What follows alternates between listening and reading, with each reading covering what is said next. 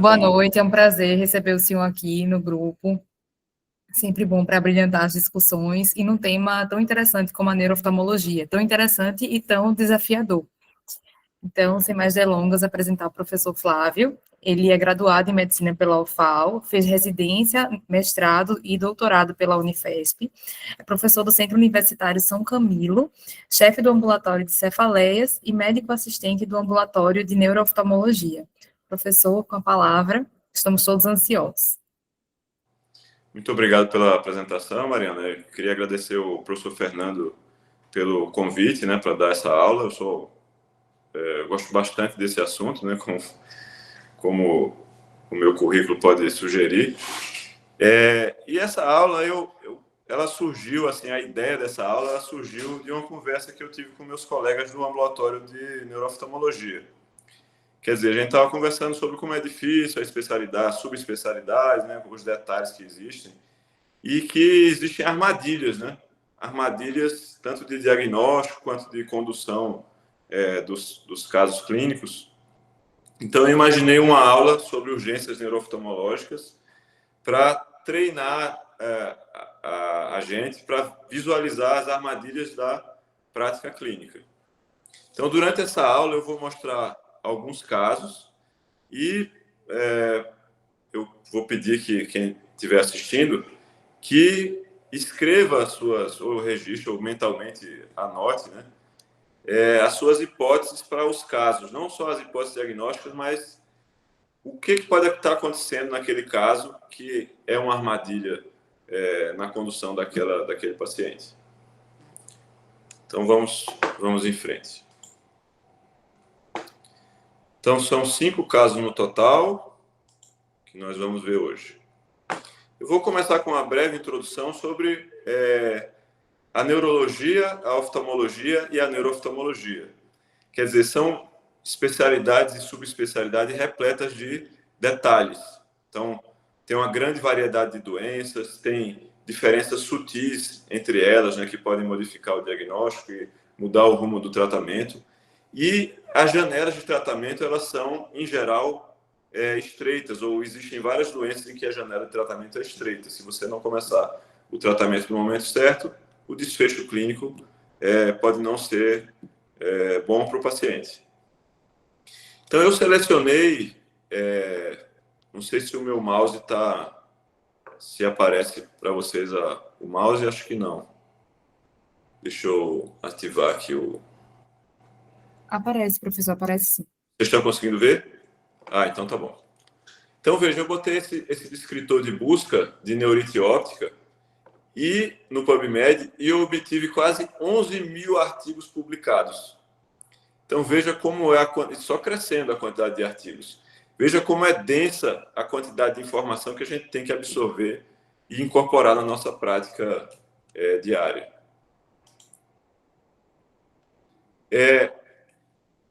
Essa combinação de doenças raras, semiologia intrincada e janelas terapêuticas estreitas cria o que a gente pode chamar de armadilhas. E essas armadilhas, elas justamente induzem ao erro diagnóstico ou o erro na escolha da terapêutica. E é preciso a gente conhecer essas armadilhas para poder desarmá-las. Então, vamos para o primeiro caso. O primeiro caso é de uma mulher de 21 anos. Ela é estudante de farmácia. Ela tinha uma enxaqueca episódica, uma enxaqueca infrequente. Ela tinha um sobrepeso e ela tinha um início recente de anticoncepcionais combinados. Há 3 dias da primeira internação dela, ela tinha uma cefaleia contínua, intensa, refratária a analgésicos comuns e estava apresentando escurecimentos visuais transitórios, durando poucos segundos, nos 2 olhos. Uma hora no olho, outra hora no outro. E, além disso, ela vinha esbarrando em objetos há 2 dias. Então, uma apresentação clínica mais abrupta. No exame físico dessa pessoa, ela estava vigil, estava orientada, ela tinha uma falha em linguagem preservada, ela tinha uma motricidade ocular também preservada, mas a acuidade visual dela era 20/60 no olho direito e 20/100 no olho esquerdo. ela não tinha defeito fotomotor, mas ela tinha uma constrição bilateral na campimetria de confrontação, que parecia ser bastante pronunciada. Essa é a retinografia dessa paciente, mostrando uma clara redução aqui do contorno, da nitidez do contorno do nervo óptico, né? Combinada com hemorragias peripapilares, uma redução aqui da percepção do trajeto dos grandes vasos retinianos, que inclusive era até pior no outro olho, né? Então, uma marcante edema dos discos ópticos com características de papiledema. E aí, diante disso, essa pessoa foi encaminhada do consultório para uma internação hospitalar. Na internação hospitalar, como vocês podem imaginar, foi levantada a hipótese de uma cefaleia secundária. A hipótese etiológica era de uma trombose venosa cerebral e os exames que foram feitos foram condizentes com isso. Então, ela fez uma tomografia de crânio que mostrava já um hipersinal espontâneo do seio venoso sagital, que foi depois confirmado numa ressonância magnética na forma de uma falha de enchimento do seio sagital. E, na ocasião, a conduta foi internação numa semi-intensiva, anticoagulação plena com heparina, começaram uma dosezinha de acetazolamida 250 mg de 8 em 8 horas, e depois que essa pessoa teve uma melhora da cefaleia, que essa paciente melhorou um pouco da cefaleia, deu mais ou menos uns 10 dias, ela teve alta para avaliação ambulatorial com a neurooftalmologista.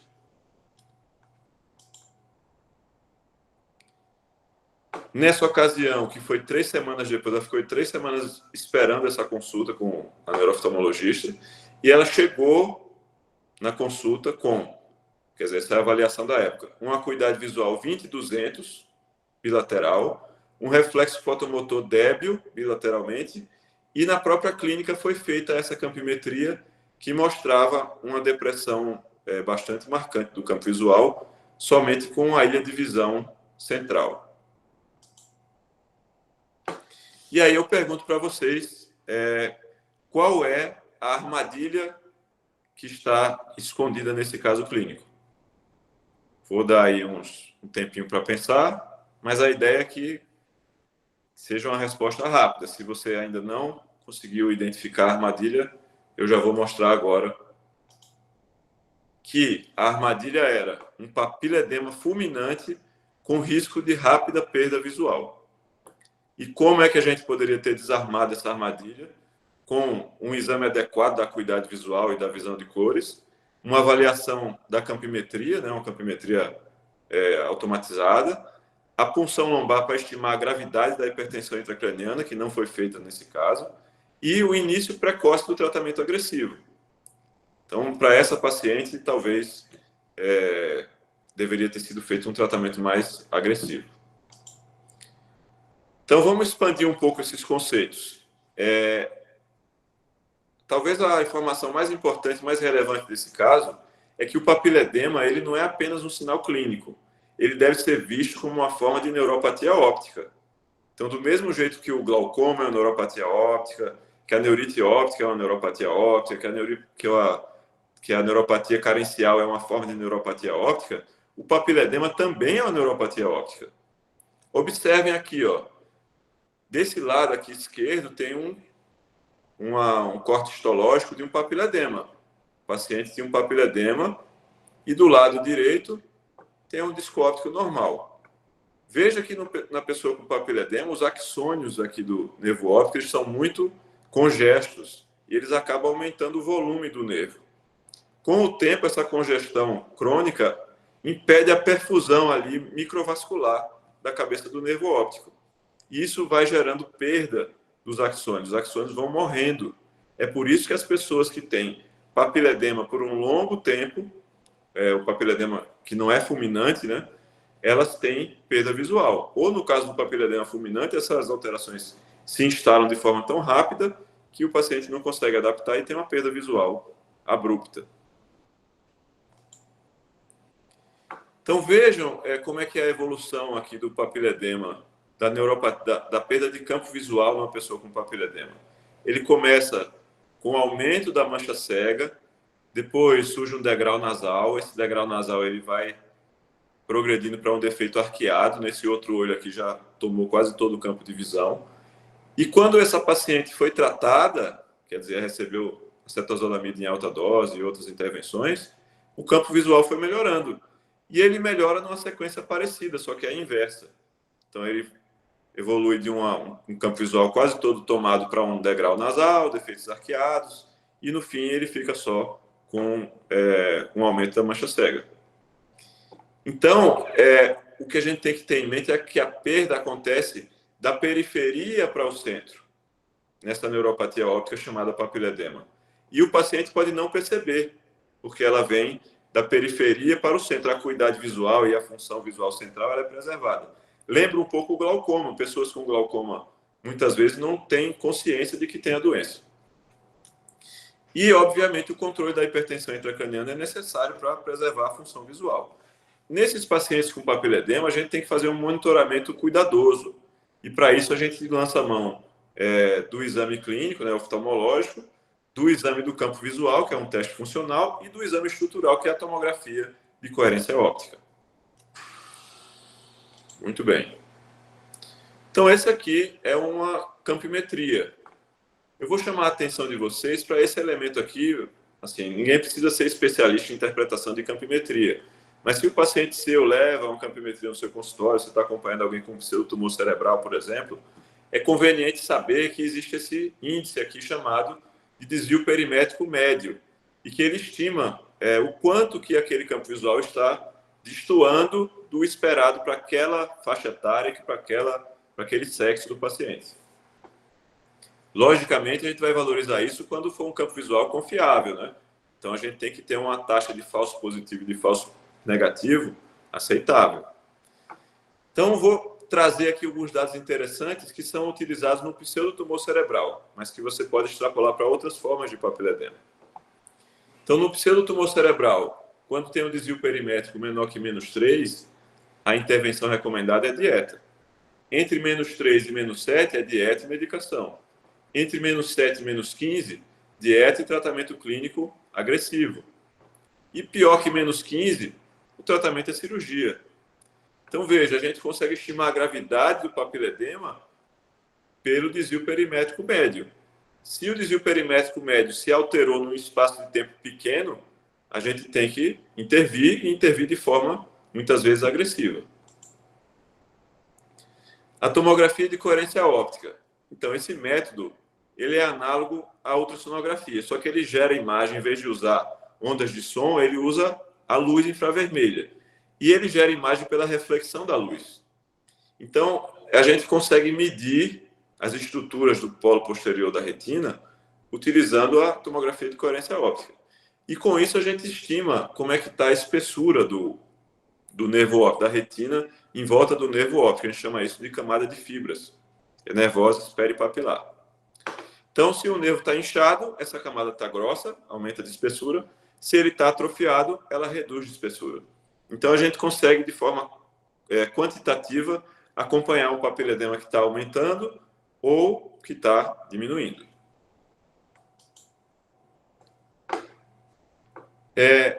Tenham isso em mente, o papiledema ele pode ser fulminante.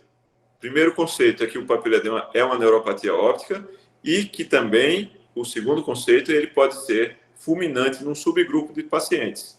É uma situação rara, mas se você conhecer essa condição, a gente consegue intervir mais precocemente e resultar no desfecho visual melhor.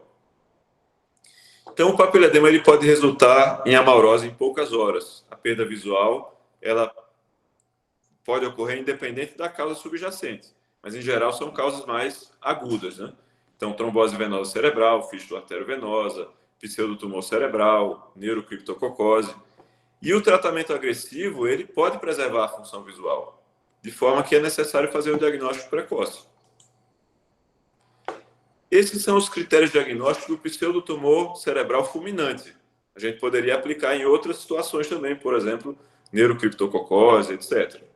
E são o início agudo de sinais e sintomas compatíveis com o pseudotumor cerebral. Aqui você pode ler também hipertensão intracraniana, diplopia, cefaleia, borramento e escurecimento visual, etc.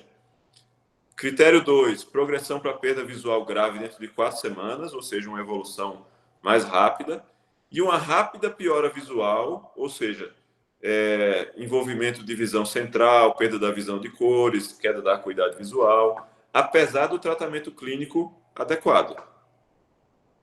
Então, são esses 3 critérios. E aí, dessa forma, a gente precisa estar atento a esses elementos: redução da acuidade visual, alteração de visão de cores, efeitos pupilares aferentes, um desvio perimétrico que seja pior que menos 15 decibéis, ou uma constrição extrema do campo visual. Como é que a gente vai tratar esses pacientes? Vamos instituir de forma rápida acetazolamida em alta dose, de 3 a 4,5 gramas, corticoterapia, furosemida e indometacina, que são todas medicações que podem, pelo menos momentaneamente, reduzir a pressão intracraniana.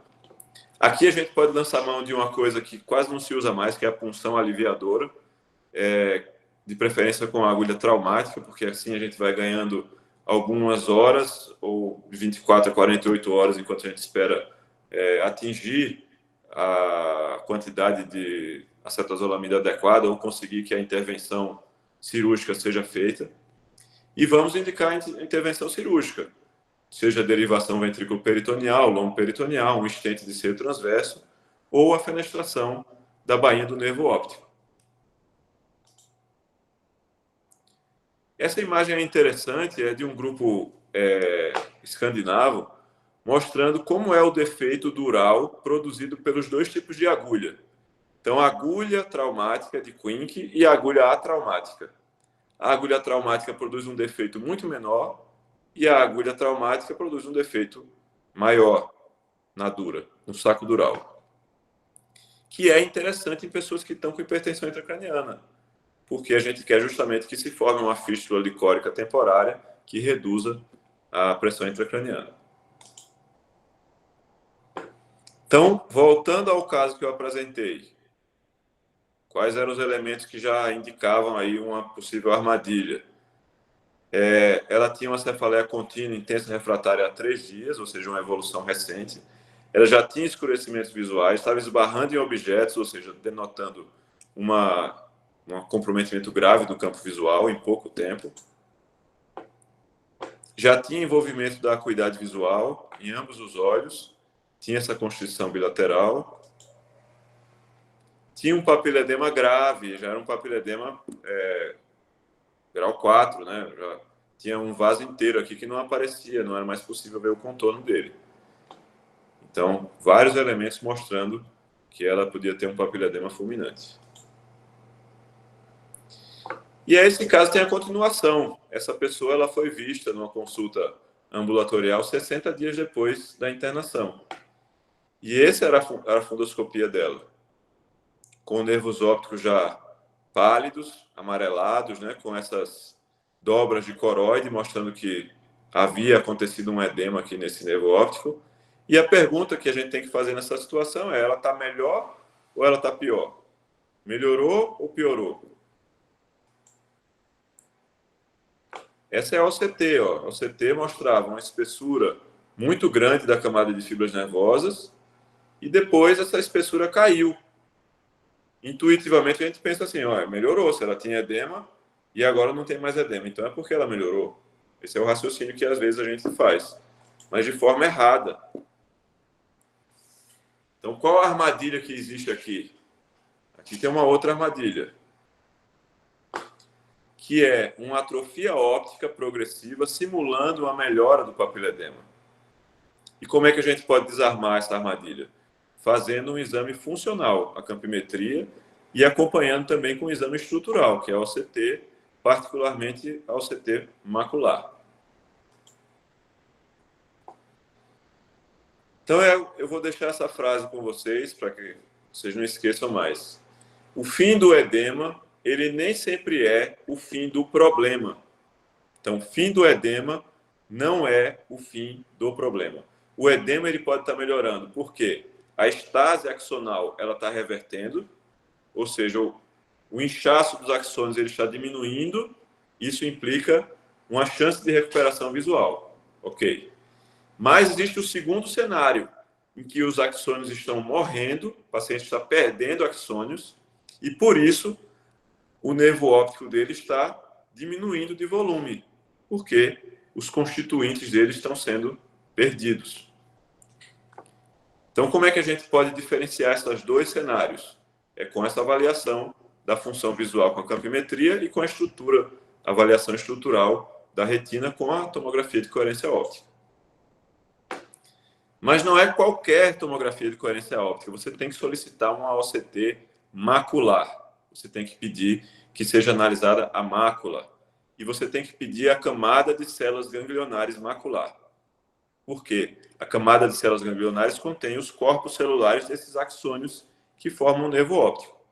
Então, se eles estiverem saudáveis, se essa camada estiver preservada, provavelmente o paciente não está tendo perda do nervo óptico. Então, veja, é bastante intuitiva a interpretação. Ó, ele dá um mapa de espessura e ele classifica verdinho espessura normal, amarelo limítrofe e vermelho atrofiado. Vou dar um exemplo aqui em seguida. Duas OCTs peripapilares e maculares, pacientes diferentes. Aqui, ó. Essa é a peripapilar, medindo a espessura da camada de fibras em volta do nervo. E aqui a gente vê que tem um espessamento mesmo. O normal é até o verdinho, ó, o gráfico dele está acima do verdinho. E no outro caso também, um marcante aumento da espessura da camada peripapilar. Só que no primeiro exemplo, ó, a camada de célula ganglionar, vendo que são diferentes. Ó, um é da mácula, um é peripapilar. Então, nessa camada ganglionar, a espessura está normal, está verdinho aqui. E no outro, a espessura está reduzida, está vermelhinho. Então, esse paciente de baixo, ele tem um prognóstico visual pior, enquanto o paciente de cima, ele tem um bom prognóstico visual. Dependendo do cenário, se você tem um paciente que evolui desse gráfico verdinho para o gráfico vermelho, em pouco tempo, é necessário intervir de forma enérgica, indicar tratamento cirúrgico, indicar altas doses de acetazolamida. É um paciente que precisa ser visto com mais frequência, as reavaliações dele, etc. Vamos para o caso 2 agora. O caso 2 é uma mulher de 37 anos.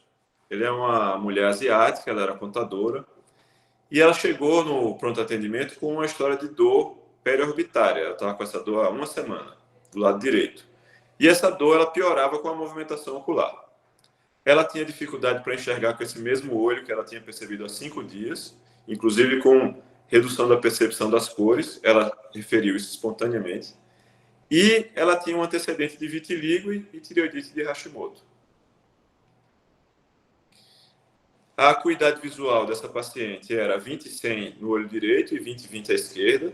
Ela tinha, naturalmente, um defeito pupilar aferente à direita, por causa dessa simetria da acuidade visual. Ela tinha um defeito de campo central no olho direito, um escotoma central, mas, analisando a campimetria de confrontação, ela tinha um defeito temporal inferior no olho esquerdo. Então, ela tinha defeito de campo nos dois olhos. A acuidade era preservada no olho esquerdo, mas esse olho tinha um defeito de campo. Muito bem. E essa era a retinografia dela. Então, ela tinha um nervo óptico bastante edemaciado, tinha um pouquinho de hemorragias peripapilares, tinha uma hiperemia do nervo óptico. Era bem marcante esse edema que ela tinha. Enquanto o outro olho não tinha grandes coisas. Era um nervo óptico rosa. E aí foi levantada, quando ela estava sendo vista, foi levantada a hipótese diagnóstica de uma neurite óptica desmielinizante, causada por esclerose múltipla. E foi solicitado esse exame, que vocês estão vendo aí. Eu não vou dar muitos detalhes sobre o que é que tem nesse exame, vocês estão vendo aí o que é que foi visto. Esses achados que estão no exame, eles resultaram numa proposta de internação para pulsoterapia, que a paciente recusou. Ela não queria ficar internada, então ela optou por fazer pulsoterapia no regime hospital-dia. 3 dias de metilprednisolona, 1 grama, hospital-dia, e como vocês podem imaginar, foi coletada a sorologia infecciosa, dado a ivermectina, todos os cuidados pré-pulso foram tomados. Durante o retorno dela, no dia que ela voltou para fazer a última pulsoterapia, ela foi reavaliada e ela referiu que tinha tido uma melhora da dor da movimentação ocular. A acuidade visual dela continuava 20/100 à direita, persistia um defeito de campo à direita e o defeito de campo do olho esquerdo também persistia. E foi programado um retorno ambulatorial em 2 semanas para ver como é que ela estava indo. Entretanto, essa paciente, ela voltou no 10º dia após a alta. Ela voltou e, na ocasião, ela tinha uma acuidade 20/400 à direita e 20/200 à esquerda. Ou seja, ela tinha piorado bastante de como ela tinha saído. E agora ela estava com um escotoma central bilateral somado ao defeito que ela já tinha. E agora eu pergunto para vocês qual é a armadilha que existe nesse caso clínico. Um caso clínico até mais comum, né? Talvez alguns de vocês já tenham identificado a armadilha que existe aqui. Então, a armadilha é que essa pessoa, na verdade, tem uma neurite óptica atípica. Neurite óptica atípica. Com uma perda moderada da acuidade, mas com alguns sinais de que ela tinha uma doença potencialmente grave. E como é que essa armadilha poderia ter sido desarmada? Avaliando atentamente as pistas diagnósticas, né? Tanto da fundoscopia, quanto da campimetria, quanto da neuroimagem. E indicando precocemente um tratamento mais agressivo, que é a plasmaférese. Então, essa frase está em vários livros textos, ela está em artigos, ela está em todo lugar. Mas, na prática, eu atendo pacientes que são vistos, são avaliados, recebem o diagnóstico de neurite óptica típica e, na verdade, eles tinham vários indicativos de que era uma neurite óptica atípica e acabam tendo um desfecho visual não tão bom porque a intervenção que foi proposta, ela não abarcou a gravidade potencial da doença subjacente. Então, neurites ópticas típicas são usualmente associadas com esclerose múltipla e respondem à pulsoterapia com metilprednisolona, costumam responder bem. As neurites atípicas, elas são causadas por outras doenças da via óptica e muitas delas têm um comportamento agressivo, como neuromielite óptica, sarcoidose, doença de BC, etc. E nessas condições, o tratamento precoce com a plasmaférese, imunoglobulina ou outro tratamento específico, ele pode melhorar o desfecho visual. Então, como separar as neurites típicas e atípicas? As neurites típicas, elas são mais comuns em mulheres entre 20 e 50 anos, enquanto as atípicas têm maior representação de homens e podem acontecer em pessoas com menos de 18 anos ou até com mais de 50 anos. As típicas são mais comumente vistas em caucasianos, as atípicas em asiáticos ou afrodescendentes. As típicas são mais unilaterais, são usualmente unilaterais, as atípicas podem ser bilaterais. As típicas são dolorosas, agudas ou subagudas, enquanto as atípicas podem ser indolores e podem ter uma instalação progressiva ou até mesmo mais súbita, né? Como tem relatos aí na neuromielite óptica. O nadir das neurites típicas, ele é visto dentro de 2 semanas e costuma exceder 2 semanas nas atípicas. As típicas respondem a corticoterapia, as atípicas podem não responder, não costuma ter sinais sistêmicos nas típicas, nas atípicas pode haver sinais sistêmicos como linfonodomegalia, uveíte, artrite, etc. Em relação às alterações oculares, uma acuidade visual melhor que 20/200 costuma acontecer nas neurites típicas. E nas neurites atípicas ela pode ser 20/200 ou pior. Descromatopsia, ela predomina sobre a perda da acuidade nas neurites típicas, enquanto a perda da acuidade costuma ser pior que a descromatopsia nas neurites atípicas. O nervo óptico nas neurites típicas, ele tem um edema muito discreto quando tem. Muitas delas são retrobulbares e, portanto, não tem edema. enquanto nas neurites atípicas pode existir um edema pronunciado no nervo óptico, inclusive com hemorragias peripapilares. Raramente tem uveíte intermédia nas neurites típicas, especialmente em pessoas com esclerose múltipla, e o que elas têm de alteração campimétrica é um escotoma central ou um escotoma seco-central. Já nas atípicas, pode ter vários sinais inflamatórios, né, uveíte, vitreite, coroidite, como se vê, por exemplo, em sarcoidose, e os defeitos campimétricos eles podem estar presentes no olho contralateral. Então, o paciente chega referindo uma queixa em um olho, mas no exame clínico você detecta uma alteração no outro olho. E também os defeitos altitudinais são mais comuns nas neurites atípicas. Então, vejam esse caso aqui. Esse caso é de um homem de 37 anos com a redução de acuidade bilateral, que tinha um anticorpo anti-MOG 1/200. Olha o tamanho desse nervo óptico aqui, ó. Nervo óptico bastante edemaciado, tem uma hemorragiazinha peripapilar aqui, ele já está deformando a retina em volta do nervo. Então é um padrão que não é esperado ver numa pessoa com esclerose múltipla. Pode acontecer? Dificilmente vai acontecer. Isso aqui deve fazer você pensar que é outra doença que está na via óptica daquele paciente. Então, particularmente, a gente lembra de, quando o disco está muito inchado, lembra do MOGAD e lembra das neuropatias ópticas infecciosas. Como é que a OCT pode ajudar nesses casos? Primeira coisa é que ela pode mostrar um edema subclínico. Então, você pode mudar sua interpretação de uma neurite óptica unilateral para uma neurite óptica bilateral, porque existe edema nos dois olhos. Isso já dá uma característica de ser uma neurite óptica atípica. E, além disso, você pode detectar uma atrofia na camada de fibras, na camada de células ganglionares, no olho que não está envolvido. Então, o paciente chega com a queixa no olho direito, faz uma OCT macular e vê a atrofia da camada de células ganglionares no outro olho. Ou seja, ele teve uma perda assintomática, que pode acontecer pelo componente degenerativo, por exemplo, da esclerose múltipla. Então, existir uma perda de células ganglionares sugere esclerose múltipla quando afeta o nervo que está assintomático. Em relação às alterações radiológicas nas neurites típicas, as lesões são pequenas, não costumam envolver mais do que 50% do nervo, o que costuma acontecer nas neurites atípicas, né? Longitudinalmente o nervo é extensamente envolvido.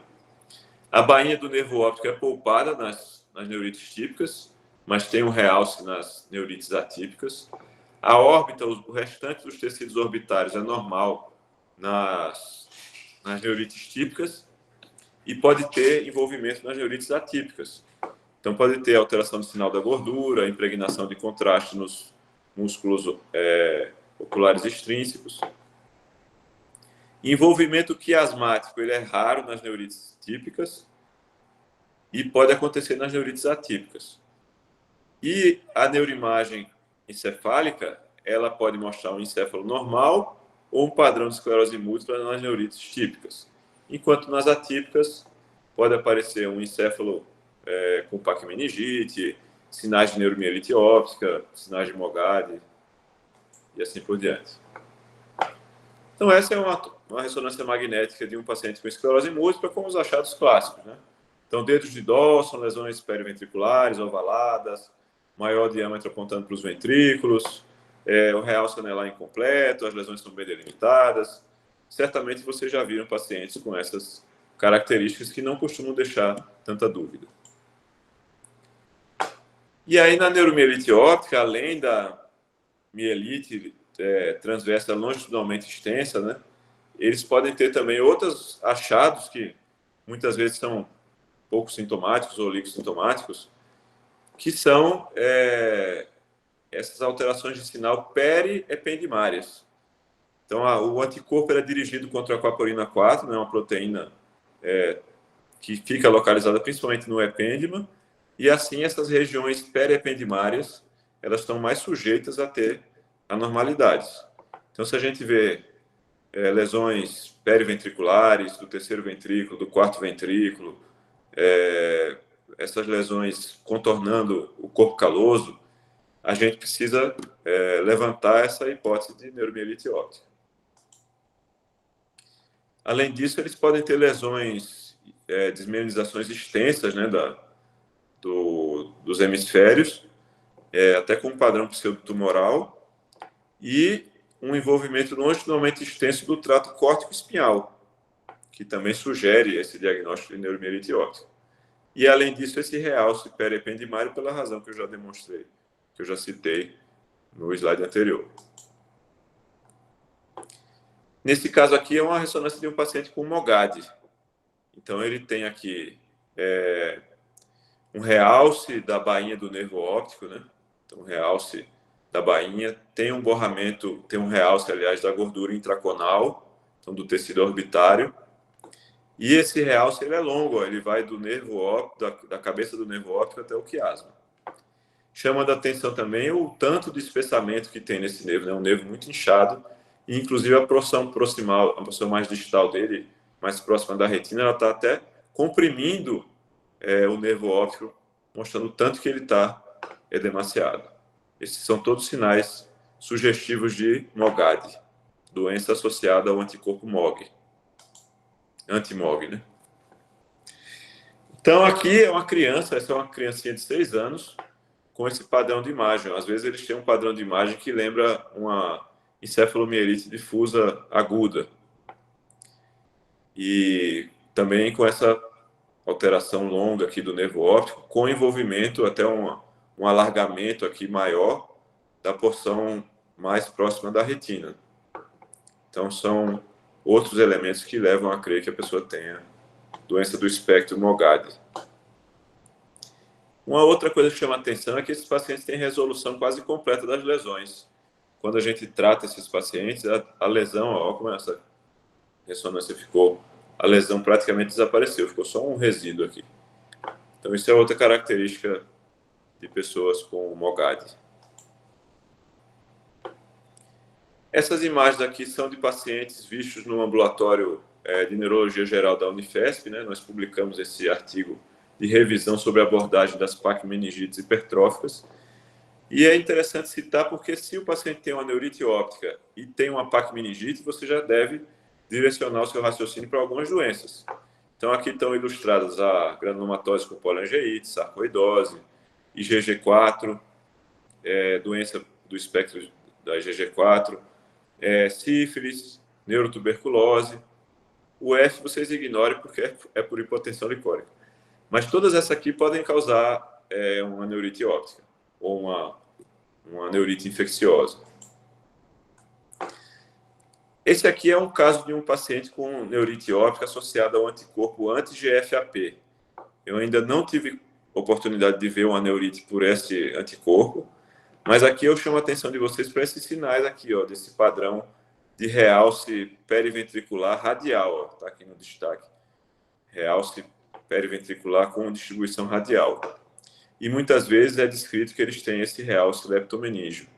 A maioria desses pacientes vai ter, junto com o edema do nervo óptico, eles vão ter encefalomielite, sinais focais, piramidalismo, etc.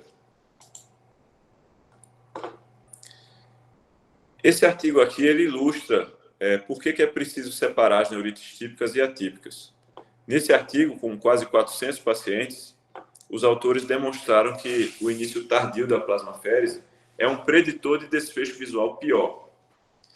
E aí a gente tem que se colocar assim no nosso prática, né, no nossos serviços aí ao redor do Brasil, em que a plasmaférese ela não é tão disponível. Então, assim, se o método terapêutico já não é disponível usualmente, e você demora para indicar, e aí tem toda a questão logística, tempo de transferência, insumos, ele vai demorar mais ainda para ser feito. Então, precisamos indicar a plasmaférese no momento adequado. E se você estiver diante de um paciente com neurite óptica atípica, o momento adequado é o mais precoce possível. Então, vejam, a maioria das neurites ópticas que não responde à pulsoterapia com corticoide melhora com plasmaférese.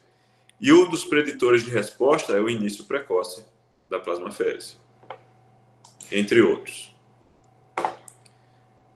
Então, voltando ao caso 2, retrospectivamente, reanalisando o que aconteceu, é bom ser médico do dia seguinte, né?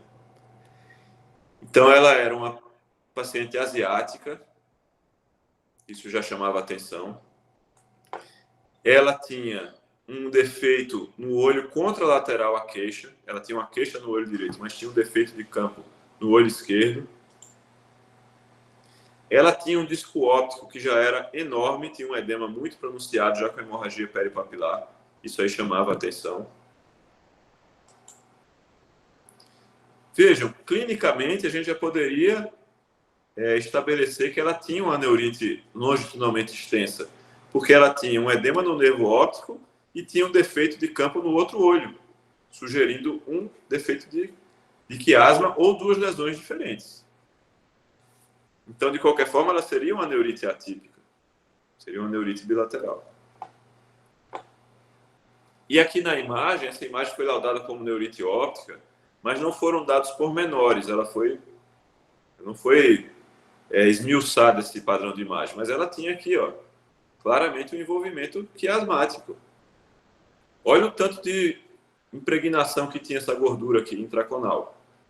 Olha o tanto que esse nervo impregnava aqui pelo contraste. Era desde a inserção no globo óptico até a inserção no quiasma. Então, era uma neurite longitudinalmente extensa.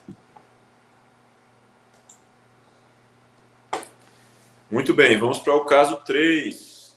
O caso 3 é de um homem de 68 anos. E ele procurou o pronto atendimento com a queixa de visão dupla. Ele tinha uma visão dupla vertical, com início a 2 dias da avaliação. A esposa, inclusive, notou que ele estava com inclinação na cabeça, que ele não tinha antes, uma inclinação da cabeça para o lado direito. Ele era um paciente hipertenso diabético e no exame físico dele tinha uma hipertropia do olho direito, ou seja, o olho direito, a pupila estava mais elevada do que a íris estava mais elevada que o olho esquerdo. Ele tinha um tilt da cabeça para a direita e a impressão inicial foi de uma paralisia do quarto nervo por uma neuropatia diabética. Essa foi a impressão inicial. Foi, inclusive, indicada uma neuroimagem, mas essa neuroimagem ela foi descrita como normal. Nós tivemos a oportunidade de avaliar esse paciente e nós vimos que ele tinha um desvio ocular que era cominante. Ou seja, o desvio ele se mantinha em todas as posições do olhar, que não é o esperado para uma pessoa que tem uma paralisia do quarto nervo. E a diplopia que ele referia, ela não mudava com as miradas laterais, o que seria esperado com a paralisia ou com a paresia do quarto nervo. Diante disso, nós refizemos a proposta inicial, que era alta e controle glicêmico rigoroso. Quer dizer, essa conduta era para uma neuropatia óptica diabética, isquêmica. Olhando a fundoscopia desse paciente, ele tinha essa alteração. Observem aqui que a mácula ela está a 30 graus abaixo do nervo óptico, no olho direito, e no olho esquerdo ela está 19 graus acima. Então, isso chama bastante atenção.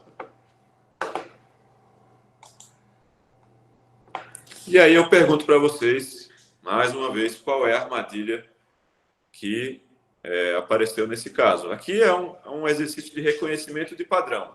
Se você já viu ou já estudou o assunto, muitas vezes, de pronto, você já consegue identificar a armadilha. E é isso que eu pretendo que as pessoas que estão assistindo consigam fazer. Quando terminarem de assistir a aula, vão conseguir, no futuro, flagrar essas armadilhas. Então, a armadilha é um skew deviation mimetizando uma paralisia do quarto nervo. E como é que a gente faz para desarmar essa armadilha? É avaliando o desvio torsional e examinando o paciente na posição supina, né, em decúbito dorsal. Então, esse é o nosso paciente. Aqui ele está de pé, ou sentado, não lembro como é que a gente tirou essa foto. E aqui ele está deitado. Observem que o desvio ele desapareceu. O desvio ele deixou de existir quando o paciente está na posição deitada. E esse método ele foi proposto em 2010. Eu tenho esse artigo aqui sugerindo essa forma de avaliar esses pacientes com skill deviation ou com desvios verticais. Então, basta você deitar o paciente e, se ele melhorar do desvio, sugere um skill deviation. Com todas essas informações, nós fomos lá revisar a imagem do paciente. E nós observamos que ele tinha uma restrição à difusão na parte posterior aqui da ponte, né, próximo ao colículo. E aí nós mudamos a conduta para internação hospitalar com investigação etiológica. Foi identificada uma fibrilação atrial e foi iniciada a anticoagulação. Olha aqui o caso publicado em 2011 no Neurology, um caso praticamente idêntico. A mulher tinha um skill deviation, com essa lesão aqui na transição mesencéfalo-pontina. E aqui, ó, ela tinha essas alterações no desvio torsional conjugado. Um desvio torsional conjugado que sugere skill deviation. Eu vou entrar em detalhes sobre esse desvio torsional, porque é um tema que dá dúvida. Então, skill deviation é um desalinhamento vertical, pode existir um desvio torsional conjugado ou dissociado. Nesse caso, quando é conjugado, um olho está em ciclotorção e o outro em exciclotorção. Ele pode ser cominante ou não cominante. Existe a possibilidade de uma reação de tilt ocular, quer dizer, o paciente pode ter inclinação da cabeça além do skill e do desvio torsional. E a lesão é quase sempre central, ou no tálamo, ou no tronco, ou no cerebelo. E as causas são inúmeras: isquemia, doença desmielinizante, neuroinfecção, neoplasia, etc. Como nós podemos separar? A mensagem é: procure skill deviation nas diplopias. Sempre procure, porque é uma causa central e nós temos que identificar precocemente. Então, skill deviation e paresia do quarto nervo, os dois têm hipertropia. Os dois podem ser não cominantes, mas o skill deviation pode ser cominante. Nos dois casos, a inclinação da cabeça é para o lado do olho hipertrópico, ou seja, a cabeça está inclinada na direção do olho que está mais elevado. Aqui começam as diferenças. No skill deviation, se você fizer a fundoscopia, você vai perceber que o olho hipertrópico, o olho que está mais elevado, ele tem uma enciclotorção, ou seja, está girado para dentro. Enquanto na paresia do quarto nervo, o olho hipertrópico ele está rodado para fora. Então, é uma exciclotorção. A inclinação ela pode ou não afetar a hipertropia. Então, o teste que a gente faz de inclinar a cabeça para o lado oposto do tilt, né? Em geral, o paciente chega com a cabeça inclinada para um lado, a gente inclina para o outro lado para ver se a hipertropia piora, porque no quarto nervo, a inclinação da cabeça ela é compensatória. Então, no quarto nervo, a inclinação da cabeça para o lado oposto piora a hipertropia. No skill deviation, ele pode ou não fazer diferença. Muitas vezes tem sinais de tronco cerebral em pessoas com skill deviation, sinais cerebelares, síndromes cruzadas, etc. E na paresia do quarto nervo, é esperado que ela seja isolada. E como eu já mostrei, quando você põe o paciente deitado, o desvio do skill deviation melhora e no quarto nervo ele permanece inalterado. Esse sim é um paciente que tinha uma paralisia do quarto nervo. Então, o olho hipertrópico era o olho esquerdo, e nesse olho, no olho esquerdo, ele tinha uma exciclotorção, ou seja, o olho estava virado para fora. Como é que nós vamos tornar isso mais simples, né? Veja, no olho normal, a mácula ela fica praticamente no mesmo nível do nervo óptico. O esperado é que ela fique no máximo 8 graus abaixo do nervo óptico, que seria mais ou menos aqui. Se ela estiver muito abaixo disso, pelo menos abaixo do polo inferior do nervo óptico, a gente sabe que tem alguma coisa errada. Ou seja, esse olho está rodado para fora, uma exciclotorção. E agora nós comparamos, ó. quem tem o quarto nervo tem uma exciclotorção no olho hipertrópico, e quem tem o skill deviation tem uma enciclotorção no olho hipertrópico.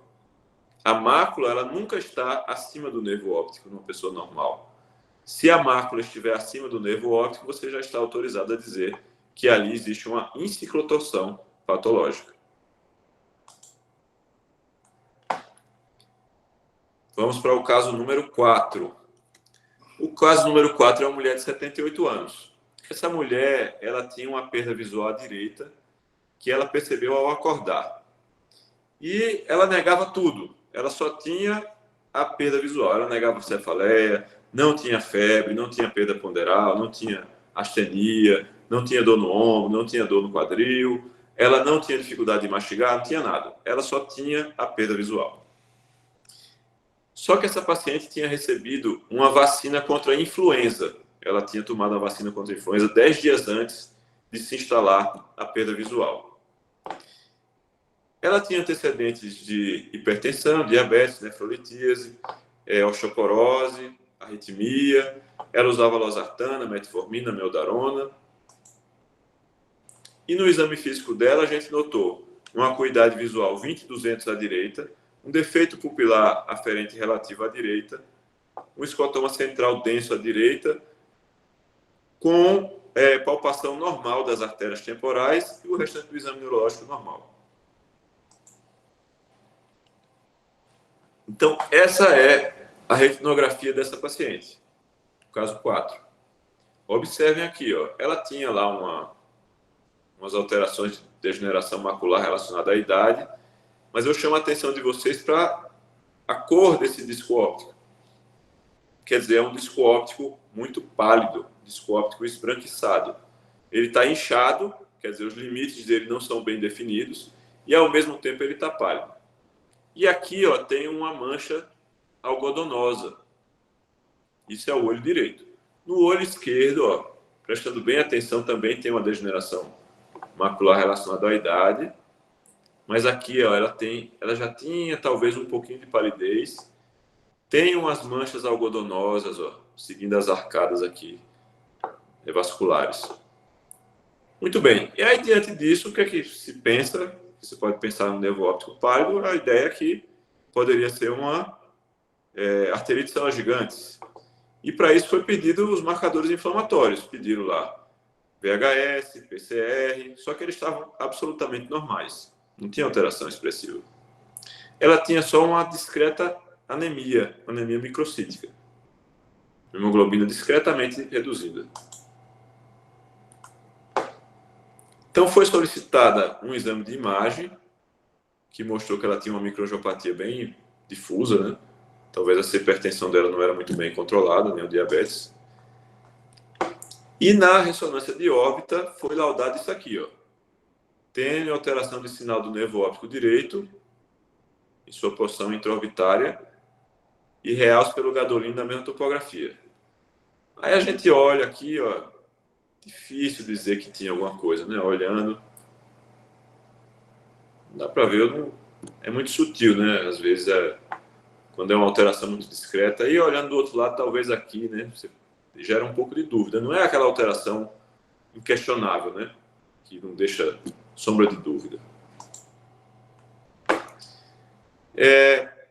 E aí, na ocasião, foi levantada uma hipótese de neurite óptica pós-vacinal e essa pessoa foi tratada com 60 mg por dia por 2 semanas de prednisona, seguido de um desmame gradual ao longo de 6 semanas. Ela voltou, essa paciente sumiu por um tempo, depois ela voltou na consulta ambulatorial, 3 meses depois. E aí, nessa ocasião, ela estava 4 quilos mais magra, ela tinha uma cefaleia holocraniana, que era diária, era leve, mas era todos os dias. Ela tinha, há 2 semanas, uma diplopia intermitente horizontal e tinha escurecimentos visuais no olho esquerdo. Então, o olho dela, que tinha ficado mais ou menos, ela começou a ter escurecimentos visuais. E no exame físico, ela tinha a atrofia óptica, que já tinha sido vista, ela evoluiu com a atrofia óptica, né, no olho direito, tinha uma acuidade visual 20/200 à direita, um defeito pupilar aferente à direita, um escotoma central denso no olho direito, E nós resolvemos pedir, naturalmente, os marcadores inflamatórios de novo. E dessa vez ela veio com um VHS de 72, uma piora da anemia e um PCR de 5,2. Então, qual é a armadilha que existe aqui nesse caso? Essa armadilha ela pode resultar num desfecho visual muito ruim se a gente cair nela, né? Então, é a famosa, ou talvez não tão famosa, arterite de células gigantes oculta com marcadores inflamatórios normais. Então, como é que a gente desarma essa armadilha? Tendo bastante atenção aos achados do fundo de olho, mantendo uma alta suspeição clínica para essa doença e fazendo uma investigação laboratorial detalhada. Então, lembre-se sempre, a arterite temporal pode ocorrer sem sinais sistêmicos. Então, é uma vasculite sistêmica idiopática, é a mais comum delas. Ela pode afetar até 1% das mulheres, é uma condição tratável, e o tratamento evita complicações graves no outro olho. Se a paciente já perdeu a visão de um olho, dificilmente ela recupera, mas consegue salvar o olho contralateral. Então, a forma oculta da arterite de células gigantes, ela não tem sinais sistêmicos. A literatura diz que pode acontecer em até 38% dos casos, eu acho que isso é bastante. Eu acho que ela fica mais perto dos 8%. 20% dos maiores de 50 anos com sintomas oculares novos podem ter arterite de células gigantes oculta. Também achei esse dado um pouco inflado, mas é o que a literatura diz. E desses pacientes, 4 a 15% podem ter provas inflamatórias normais. Então veja como é difícil fazer o diagnóstico. Aí o diagnóstico, no caso do envolvimento da via óptica, é pelas alterações oculares. Não tem como você fazer pelo biomarcador sanguíneo. Uma dificuldade grande que a gente tem é separar a neuropatia óptica isquêmica anterior não arterítica da neuropatia óptica isquêmica anterior arterítica. Mas tem formas de fazer essa diferenciação. Então, por exemplo, na neuropatia óptica isquêmica não arterítica, o edema ele é setorial. Enquanto na neuropatia óptica isquêmica arterítica, ele pega o nervo óptico inteiro. Na neuropatia óptica isquêmica não arterítica, existe até um pouco de hiperemia do nervo óptico, às vezes até uma hemorragia peridisco. Enquanto na forma arterítica, costuma haver uma palidez. Essa combinação de palidez e edema deve sempre levantar a suspeita de uma arterite de células gigantes. Em geral, a gente costuma dar muita atenção ao nervo óptico contralateral, porque pode existir uma pista muito importante para o diagnóstico ali, que é a redução da escavação. Então, o nervo óptico que costuma ter neuropatia óptica isquêmica não arterítica é o que tem escavação pequena, que é chamado, por isso, de disco em risco. Uma escavação de 0,2 ou menos. Então, um disco com pouca escavação que acaba evoluindo com uma síndrome compartimental quando ele fica edemaciado. Essa é a característica da forma não arterítica. Enquanto isso, a forma arterítica ela tem uma escavação normal ou até uma escavação grande. Isso eu estou falando do olho contralateral, né?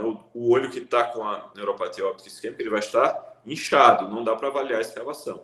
Mas no coleguinha dele, que costuma ser condizente com ele, vai ter uma escavação que ajuda a definir o diagnóstico.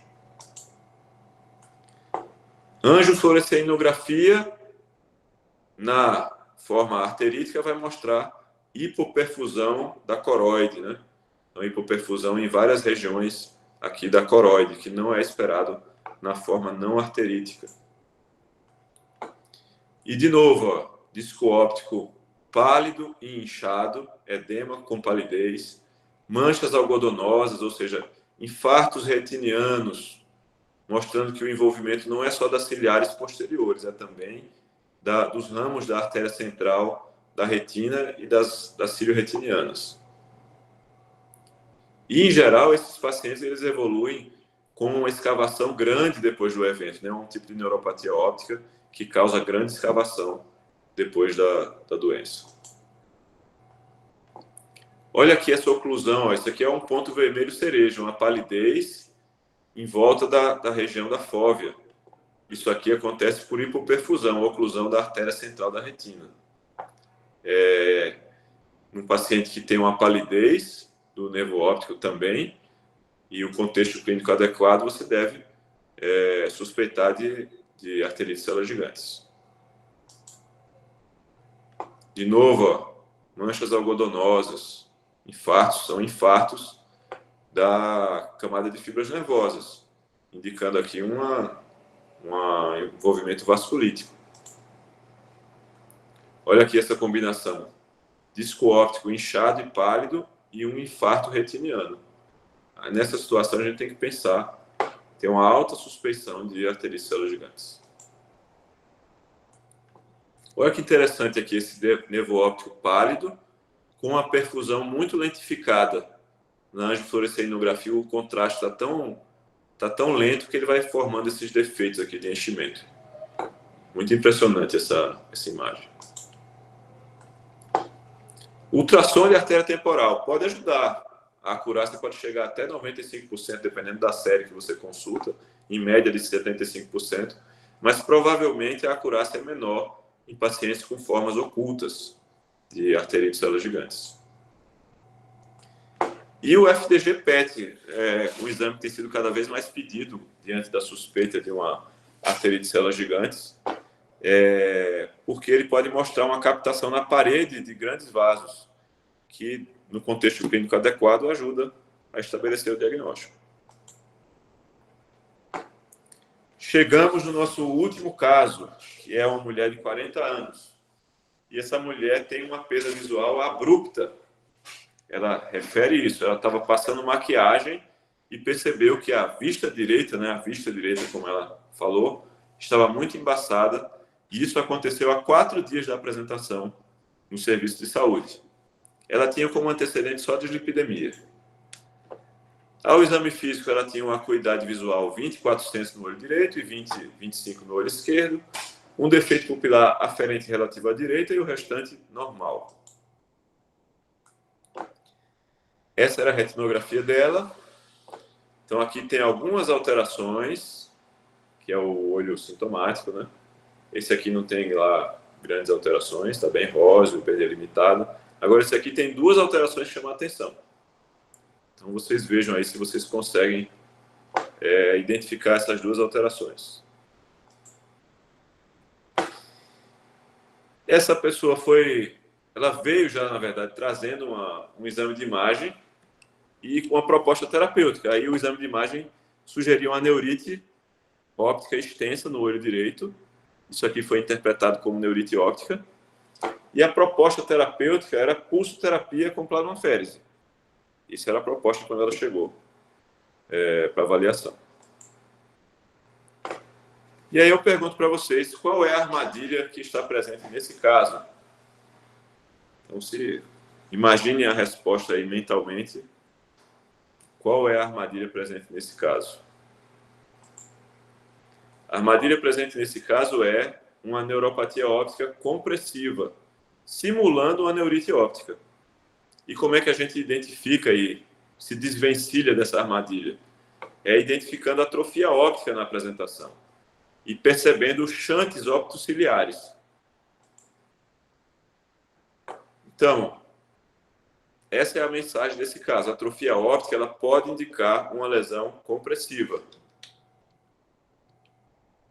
Voltando um pouco, ó, isso aqui é um meningioma. Isso é um meningioma da bainha do nervo óptico. Então, na verdade, aqui não se trata de uma neurite óptica, se trata de um tumor benigno, mas que apareceu numa apresentação maligna dentro da bainha do nervo óptico. Então, isso é uma neuropatia óptica compressiva.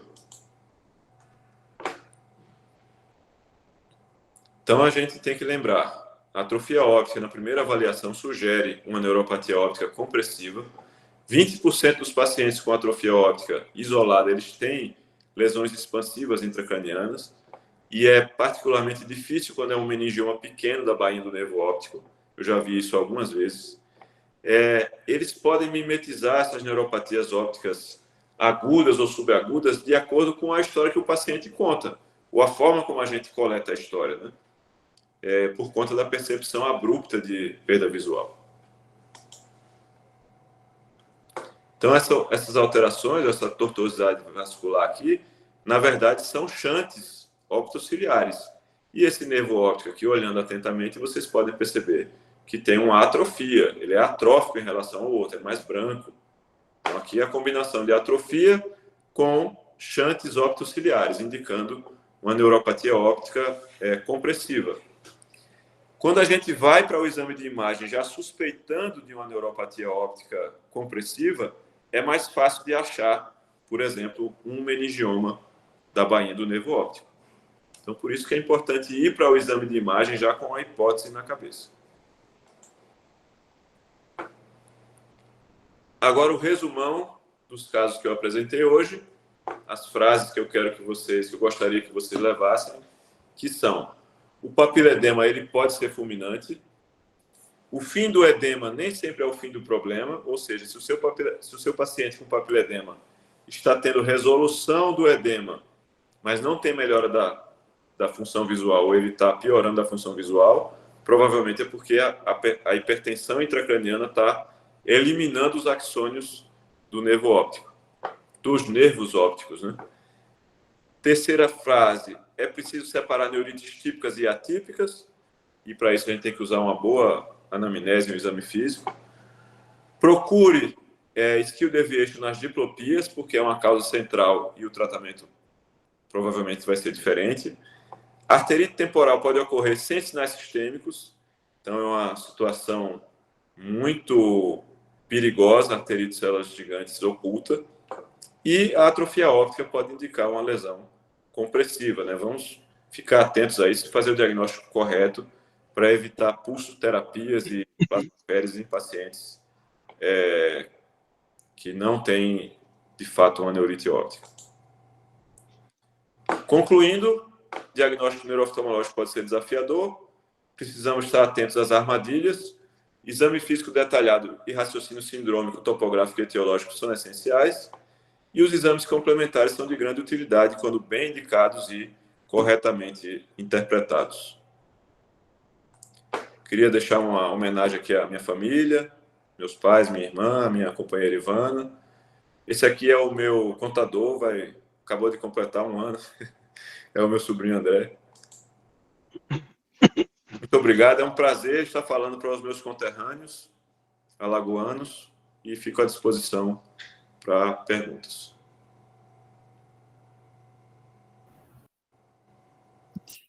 Professor, mais uma vez agradecer e parabenizar pela aula. Realmente foi muito enriquecedora, principalmente por trazer esses casos mais desafiadores, que eventualmente aparecem no dia a dia e que, de fato, trazem essas armadilhas, né, como o senhor falou.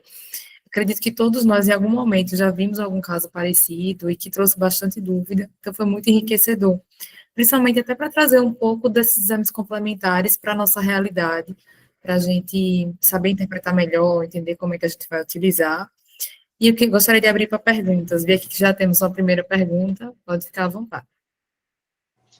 Flávio, realmente a sua aula foi, como diria um paciente psiquiátrico nosso, foi muito ótima demais.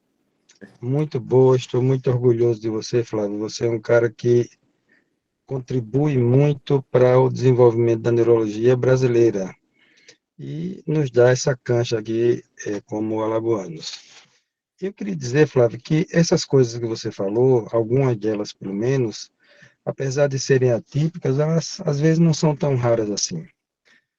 Eu lido como subespecialidade com epilepsia, mas a gente sempre vê pessoas que pedem para um parente, para uma amiga, etc. E eu vi há umas 2 semanas uma paciente com um quadro que eu acho que é um pseudotumor, acho não, é um pseudotumor, e ela já chegou para mim com uma perda visual importante. E essa perda visual foi subaguda. Me chamou a atenção, assim, eu achei que era uma trombose venosa encefálica, mas não era, a gente fez a ressonância. E quando eu pedi para fazer o líquido, Flávio, a pressão estava 67 centímetros de água. Ela está com uma perda visual importante. Impressionante essa. Eu nunca tinha visto uma pressão tão alta assim. E aí, num caso desse, ela veio para mim tomando já a cetazolomida, mas eu mandei direto para a neurocirurgia para tentar operar isso o mais rapidamente possível. Eu queria saber se você concorda, no caso desse, de você indicar a cirurgia logo de cara, porque não, É, eu gostaria. existe ainda uma dúvida assim em termos de estudos, né? Não tem muitos estudos que embasem essa conduta, não tem um ensaio clínico assim. É difícil até de você desenhar esse tipo de estudo. Mas a prática clínica nos mostra que esses pacientes, quando não tratados cirurgicamente, com essa história clássica que você falou de perda visual rápida, uma pressão intracraniana muito alta, se você não fizer a intervenção cirúrgica, a chance de ter uma melhora da função visual é muito pequena. Então, esses casos, Obrigado. eu indico o procedimento cirúrgico sem pestanejar. É uma Muito indicação. obrigado, Flávio. E eu queria contar a você também um outro caso, que esse realmente eu estou muito na dúvida, porque um paciente que me apareceu no consultório semana passada, e ele é um paciente de 70 e poucos anos, coronariopata, já revascularizado, ponto de safena, mas rígido, assim, de um modo geral. Uhum. E ele abriu o quadro com... Ele tinha uma enxaqueca sem aura da vida inteira, um caso assim, muito interessante. E ele tinha escotomas, só que nas crises de enxaqueca, os escotomas, que eram mais na periferia, como é na enxaqueca mesmo, mas eram sempre nos laterais à esquerda, desde a vida toda. E dessa vez ele estava assistindo o jogo do Flamengo e se aborreceu muito lá com o resultado, e, enfim, ele teve os escotomas, como de habitual, tomou analgésico e foi dormir. E quando ele acordou, ele percebia que tinha um déficit monocular esquerdo da visão, só um déficit altitudinal superior. Ele olhava para cima e não enxergava, olhava para baixo e enxergava. E aí foi para o oftalmologista, o colega avaliou ele, fez a fundoscopia, que eu não consegui fazer por causa da catarata, e ela achou que estava tudo normal e que era um AVC. Então ele saiu com diagnóstico de AVC, já com dupla agregação plaquetária, e veio para mim. Aí fez uma tomografia que tinha duas isquemias lacunares muito pequenas em áreas que não tinha nada a ver com a visão. Uhum. E aí eu pedi um Doppler de carótidas vertebrais e ele tem uma estenose aparentemente muito significativa do mesmo lado que tem o déficit visual. Mas me chamou a atenção assim, que ele não tinha nada demais assim, na ressonância vascular. Não tinha nem aquelas lesões microvasculares da enxaqueca ou de pequenos AVCs. E aí eu pedi uma ressonância magnética e estou esperando o resultado. Eu queria saber para você, de você, se o déficit também visual, ele era mais contralateral à alteração que se esperava em relação à lesão supostamente vascular. Num caso desse, uma pessoa dessa idade, que não tinha nenhuma lesão no encéfalo, assim, significativa, aparentemente não tinha déficit medular também, nunca teve. Você acha que pensar em neuromielite óptica seria um exagero numa situação dessa? Ele está com dupla antiagregação, eu mantive, não iniciei nenhum tipo de tratamento para doença desmielinizante, mas seria uma surpresa grande para você se ele vier com lesão sugestiva de neuromielite? Olha, é uma pergunta interessante. Eu acho que esse caso tem várias coisas que a gente pode discutir. Primeira coisa é do espasmo retiniano em pessoas com enxaqueca, né? Então, pessoas que têm enxaqueca, isso tem um relato recente de um colega oftalmologista de Minas Gerais, que ele fez as imagens do paciente tendo alteração monocular. E ele viu que acontecia, de fato, um espasmo ali das artérias retinianas. Nesses casos de espasmo retiniano, o paciente pode ter uma perda visual quando o espasmo é sustentado, e aí, nesse caso, seria monocular. Porque a enxaqueca, o esperado é que seja binocular, né, que é um defeito cortical. Se ele foi, de fato, puramente monocular, o espasmo vascular retiniano seria uma consideração. A outra coisa que eu pensaria nesse caso é se não foi uma neuropatia óptica isquêmica, porque a história clínica é de um defeito altitudinal monocular, e frequentemente a história é que o paciente vai dormir bem e acorda no outro dia com o defeito. Só que isso seria esperado que ele tivesse um pouquinho de edema, pelo menos, no disco óptico, né? Não sei se esse paciente chegou a fazer retinografia na ocasião, não fez. Retinografia, acho que não, mas a fundoscopia que foi feita pela oftalmo, ela disse que não tinha nada demais. Eu não consegui fazer porque tinha muita catarata, eu tentei ver e não consegui. Aí tem outras possibilidades, que são... ele teve um problema retrobulbar, né, uma neuropatia óptica retrobulbar, por isso que não alterou o nervo óptico, e aí valeria até a pena fazer um VHS, PCR, porque existem formas retrobulbares de arterite de células gigantes. Agora, em relação a doença desmielinizante, é possível. Na literatura tem casos de pacientes idosos com neuropatia desmielinizante por neuromielite óptica, por exemplo. E na neuromielite óptica tem relatos de perda visual súbita. O paciente pode ter uma perda visual muito rápida, inclusive sem dor ocular, quando não envolve a porção intraconal do nervo, né, a porção intraorbitária, ele não irrita ali a parte da gordura periorbitária e acaba sendo indolor.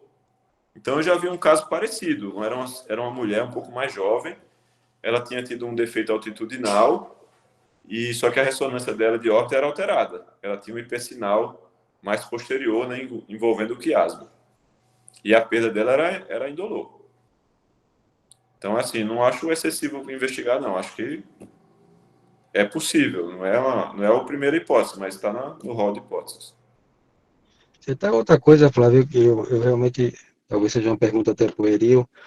A ressonância tem acurácia para ver um infarto de nervo óptico ou de quiasma?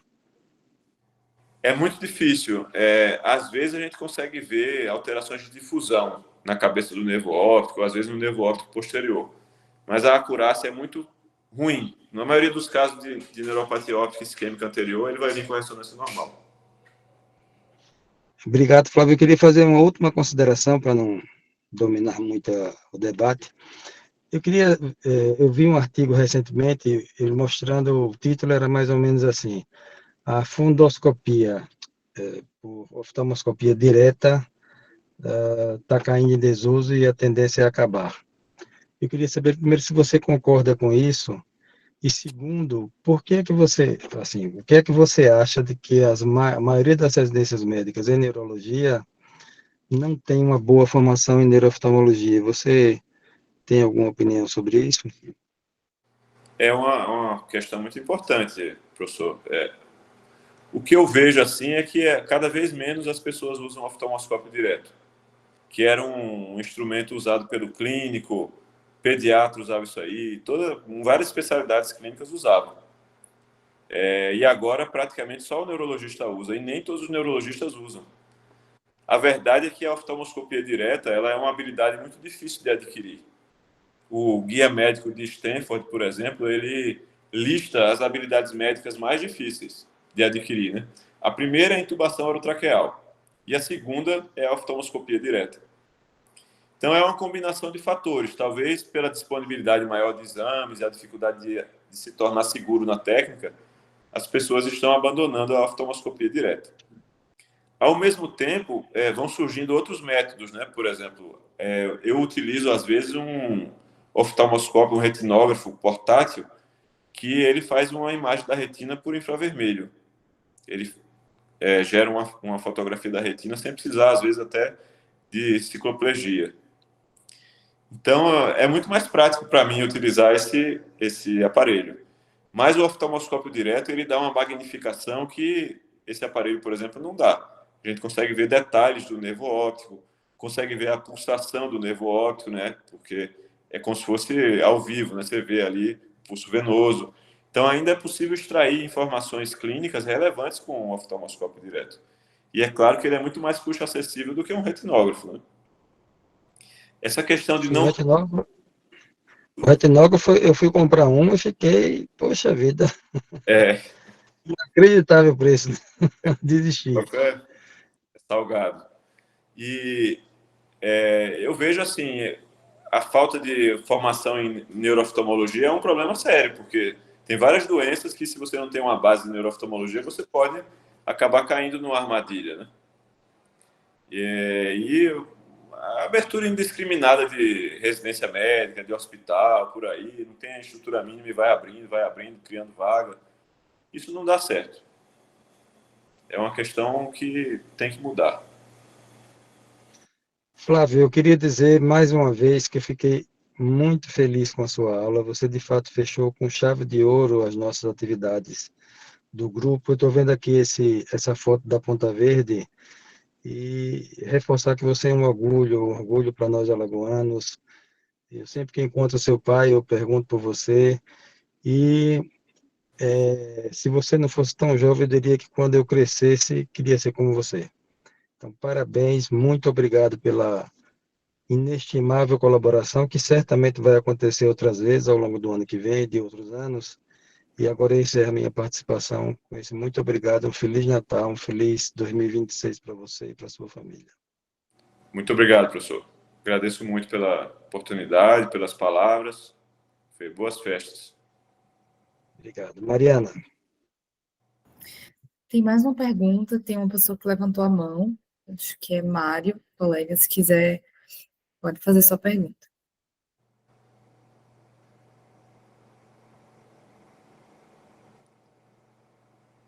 Estão me ouvindo, não, né? Agora estou ouvindo. Agora sim. Parabéns, Flávio, uma aula muito boa, muito ilustrada. Eu, infelizmente, não consegui assistir ela inteirinha, mas eu queria te fazer uma pergunta aqui, que um caso que aconteceu conosco. Pacientes com hipertensão endocraniana, a gente tem visto muito casos aqui, idiopático, investiga, e aí acaba indo para a derivação lomboperitoneal aqui, que o serviço de neurocirurgia recomenda.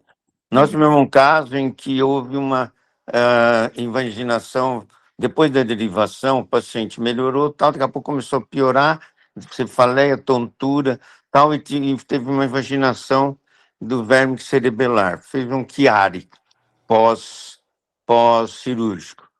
Eu nunca tinha visto isso, fomos revisar a literatura, é raríssimo isso acontecer. Você, nesses casos que você já viu, você indica tirar de novo tirar a válvula e depois tentar recolocar de uma outra maneira, ou você utiliza algum outro tipo de abordagem? Muito boa pergunta. Esse caso aí, essa pessoa poderia ter tido duas coisas que eu imagino, né? A primeira coisa é que ela teve uma disfunção de válvula. A válvula, na verdade, não estava drenando, e aí ela evoluiu com hipertensão intracraniana novamente, e com isso teve herniação tonsilar, simulando um Chiari. Eu não acho que foi isso que aconteceu, porque provavelmente vocês viram a paciente e viram que o padrão era de hipotensão licórica, né? Uhum. Provavelmente teve uma hipotensão licórica extrema. O problema das válvulas que a gente usa é que elas não são, muitas vezes, reguláveis, né? A gente coloca uma válvula e torce para que aquela válvula, naquele paciente, gere uma pressão intracraniana numa faixa adequada. Então, essa característica de não ser regulável é muito ruim. O ideal é sempre a gente colocar a válvula ajustável. Mas, nesse caso aí em particular, eu recomendaria troca da válvula. Tiraria a válvula, observaria o paciente por um tempo, ela deve evoluir com volta da hipertensão intracraniana e depois a gente coloca uma outra válvula. De preferência, uma válvula ajustável. Essas válvulas, a gente, assim, o ideal mesmo é fazer ou a derivação lomboperitoneal ou a ventrículo peritoneal, mas guiada por estereotaxia. Porque a dificuldade de colocar uma válvula no ventrículo lateral desses pacientes é que eles têm ventrículo em fenda, né? É o contrário da hidrocefalia não comunicante, por exemplo, que eles ficam aqueles ventrículos enormes, aí qualquer lugar que você enfia o catéter, ele vai cair no ventrículo. Aqui não, usando a neuronavegação, você consegue colocar bem direitinho no ventrículo lateral. E aí isso aí gerou um certo shift, assim, porque antigamente fazia só praticamente derivação lomboperitoneal, não fazia muito a ventrículo peritoneal. Agora, com a neuronavegação, se tornou mais seguro fazer a derivação ventrículo. É isso mesmo. A posição da neurocirurgia aqui foi de tirar a válvula e a gente concordou, e depois fazer derivação superior, né, supratentorial, a ventrículo peritoneal através da técnica cirúrgica aí, que eu não sei, mas provavelmente é essa. Talvez isso vai ser feito, e talvez isso dê um maior controle, né? Ela chegou a ter pressão de 50 na cabeça, né? Pressão de abertura era muito alta dessa. Eu não sei também se, quando a pressão é muito alta, o risco de complicação é maior. Porque se tem hipertensão com 40, 50, com 60, com 70, já teve pacientes com 80. Será que quando a pressão é muito mais alta, o risco dessas complicações é maior? Eu nunca vi nenhum estudo assim, nesse sentido.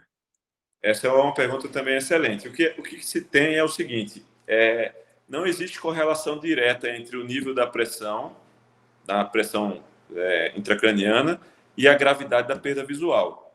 Então, de forma geral, essa correlação ela é fraca. Mas eu observo assim, os relatos da literatura de papiledema fulminante, todos eles têm pressão, quase todos têm uma descrição de uma pressão intracraniana mais alta, bem mais alta, tipo 45, 50, 60, 80. E eu observo clinicamente isso. Os pacientes que têm pressões mais elevadas são pacientes problemáticos.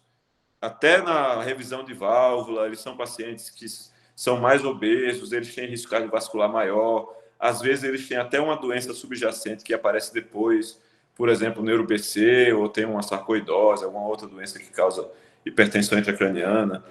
Então, é uma consideração importante. A minha impressão ela é condizente com a sua.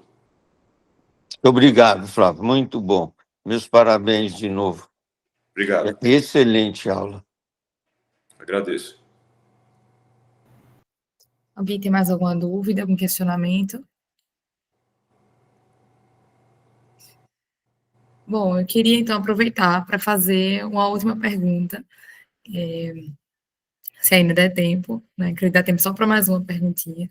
Na verdade, a minha dúvida é com relação ao seguinte: no contexto de um paciente que tem uma neurite óptica atípica, a exemplo da doença do espectro da neuromielite óptica, que já chega com alguns meses de evolução, semanas a meses. Porque quando a gente fala de paciente da forma aguda, é muito mais fácil a gente pensar em fazer uma terapêutica mais invasiva, até começa com a pulsoterapia, mas parte logo para a plasmaférese, mas no contexto de um paciente de saúde pública que demora para chegar no serviço especializado e que já vem com alguns meses de evolução, de doença, de perda visual grave.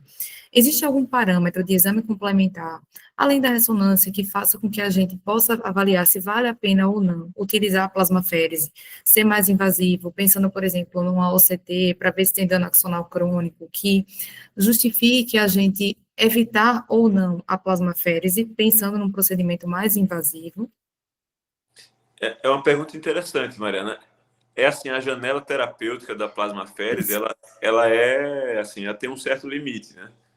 Então, assim, o benefício é maior quanto mais precoce você indicar a plasmaférese. Quanto mais precoce for feita, maior o benefício. Mas existe relato, eu já vi pacientes com 4 semanas de evolução que ainda se beneficiaram da plasmaférese. Só que saindo dessa janela de 4 semanas, é difícil você conseguir trazer benefício para o paciente com um procedimento como a plasmaférese. Então, assim, você está perguntando se um paciente se apresentando de forma tardia, se valeria a pena fazer, por exemplo, a tomografia de coerência óptica. Eu acho que tem uma situação que pode valer a pena, que é ele ter um edema ainda que está começando, ou um edema que está assintomático. Ele tem um sintoma muito discreto que você vai ficar mais atenta para ele se você fizer o exame. Então, isso aí me chamaria atenção. Por exemplo, o paciente tem uma perda visual, você obtém uma OCT de base para saber qual é o tanto de perda que ele tinha tido. Você tem um registro basal do paciente. E aí, numa outra consulta, ele voltou lá, você pediu uma nova OCT, e aí veio um edema num nervo que já era atrófico. Ou seja, ele está tendo alguma coisa ali. Mesmo que ele tenha uma acuidade visual ruim, aquele nervo voltou a ser sintomático. Porque, às vezes, os pacientes têm dores inespecíficas, já tem cefaleia, tem outros, enxaqueca comórbida, e às vezes dá dúvida se ele está tendo realmente um novo episódio de neurite ou não. Obter a OCT basal e ter um parâmetro basal, ele te ajuda no futuro.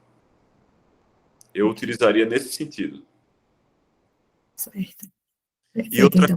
outra coisa importante é que, se você for falar da ressonância, o contraste ele não fica para sempre, né? O realce pelo contraste. Então, é outra forma de você identificar a atividade da doença. Inclusive, tem relatos de pacientes com neuromielite óptica com o realce da medula sem sintoma. O cara chegou lá, tinha uma lesão tumefativa da medula, o pessoal viu lá tudo, só que sem paraparesia, sem paraplegia, sem alteração de esfíncter. Ou seja, parece que tem uma fase da doença que tem alteração de imagem, mas não tem alteração clínica. Isso não quer dizer que a gente vai começar a fazer ressonância toda hora para todo mundo, né?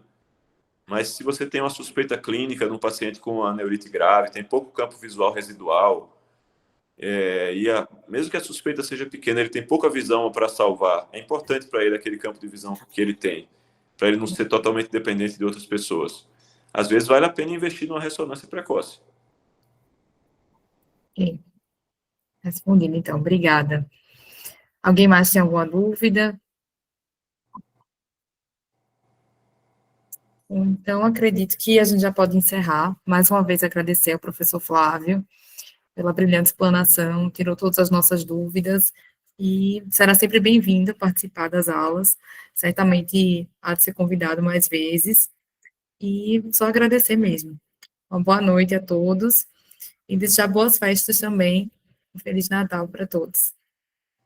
Muito obrigado, Mariana, pelas palavras. Eu gostaria de encerrar fazendo uma homenagem ao meu grande mentor que está aqui presente, que é o meu pai. Meu pai deve estar acompanhando essa chamada.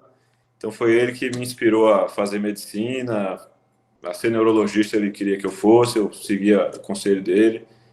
E aí, mando um grande abraço e um obrigado por tudo, pai. E um abraço a todos vocês.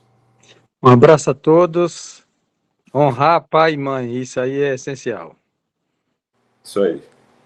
Tchau, pessoal. Feliz 2026. Tchau, tchau.